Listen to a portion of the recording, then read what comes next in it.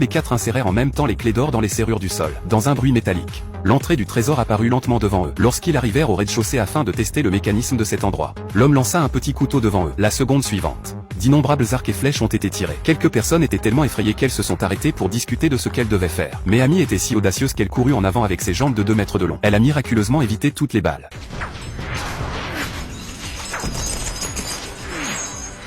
Finalement, elle a libéré la voie pour que ses coéquipiers puissent atteindre l'autre côté. Mais le bruit a alerté les gardes. Ils doivent maintenant se lancer dans une course contre la montre. Amy réussit à trouver les plans du dirigeable. Lorsque les hommes allument la mèche, une énorme explosion fait un trou dans le sol juste au-dessus de la grotte. Un tourbillon apparaît au fond de la rivière. Une grande quantité d'eau s'y engouffre et détruit instantanément toute la salle. Dans le chaos, quelques personnes ont réussi à s'échapper. Ils avaient l'intention de trouver un endroit pour faire la fête. Mais ils n'ont pas réalisé qu'après avoir bu un verre de vin, ils étaient tous les trois si faibles qu'ils ne pouvaient plus se lever. Il s'est avéré qu'Amy était déjà de connivence avec le comte. Et ce dessin est le gage de son entrée dans la haute société. Bien qu'ils aient compris qu'ils avaient été trompés, ils n'ont pas pu résister. Après cet échec, les trois mousquetaires décident de se retirer. Seule l'apparition d'un garçon, Andy, a changé la donne. Le père d'Andy était lui aussi un ancien mousquetaire. Dès son plus jeune âge, son père l'avait formé à l'art de l'épée. Il était prêt à aller à Paris et à faire sa marque. Mais dans sa jeunesse, il rencontra le garde du corps de l'évêque. Incapable de supporter l'insulte faite à son cheval, il exige des excuses. Mais il est surpassé en armement et reçoit une balle dans le bras. Alors qu'Andy était sur le point d'avoir des ennuis, il fut accueilli par Amy, qui passait par là.